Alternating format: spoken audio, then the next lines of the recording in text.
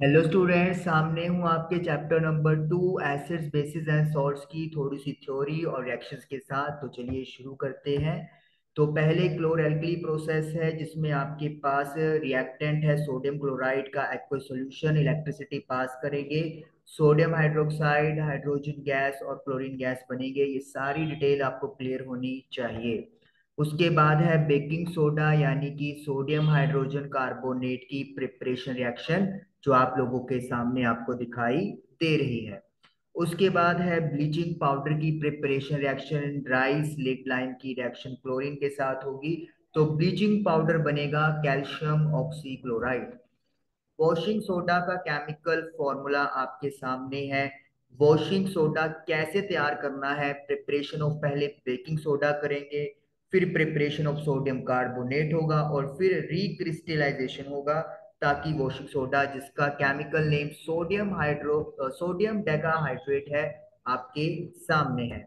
उसके बाद पीओपी यानी प्लास्टर ऑफ पेरिस की प्रिपरेशन रिएक्शन, जिप्सम को हीट करना है 373 केल्विन पर और कैल्शियम सल्फेट हेमीहाइड्रेट यानी कि पीओपी आपको बनेगा। जिप्सम कैसे प्रिपेयर करेंगे? पीओपी में सिंपली वाटर ऐड करते हैं तो जिप्सम यानी कैल्शियम सल्फेट डाइहाइड्रेट आपका प्रिपेयर हो जाएगा। उसके बाद है सोडियम हाइड्रोक्साइड की जिंक के साथ रिएक्शन, जिसमें सोडियम जिंकेट बनेगा और साथ में हाइड्रोजन गैस इवॉल्व होगी। उसके बाद है सोडियम कार्बोनेट की रिएक्शन हाइड्रोक्लोरिक एसिड के साथ, जिसमें सोडियम क्लोराइड, वाटर और साथ में कार्बन डाइऑक्साइड गैस रिलीज होगी। सोडियम हाइड्रोजन कार्बोनेट की हाइड्रोक्लोरिक एसिड के साथ रिएक्शन होने पर सोडियम क्लोराइड, वाटर और कार्बन डाइऑक्साइड मिलेंगे।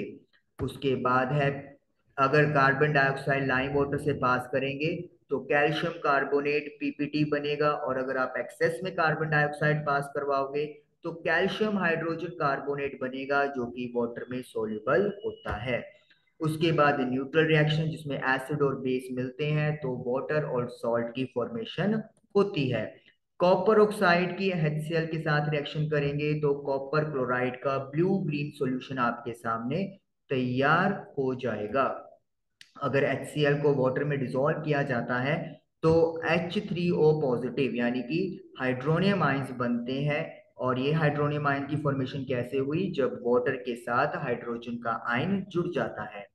उसके बाद है वाटर में जब बेस डिसॉल्व होते हैं तो कैसे रिएक्शन होती है? जो मेटल होगा, यानी जैसे Na पॉजिटिव है, K पॉजिटिव है, Mg2 पॉजिटिव है, ये सेपरेट हो जाएंगे और हाइड्रोक्साइड के आयंस अलग हो जाते हैं। उसके बाद है रिएक्शन है जो एसिड की बेस के साथ, जनरल रिएक्शन क्या है?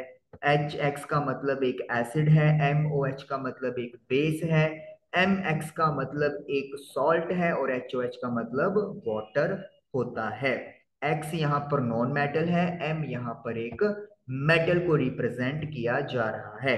उसके बाद है बेकिंग पाउडर की रिएक्शन, जब आप इसको हीट करोगे या फिर ये पानी में मिक्स होता है तो क्या होता है? ये बेकिंग पाउडर को रिप्रेजेंट करते हैं, तो कार्बन डाइऑक्साइड बनती है, जो कि आपके ब्रेड को, पेस्ट्री को, केक को फ्लफी यानी कि सॉफ्ट बना देती है।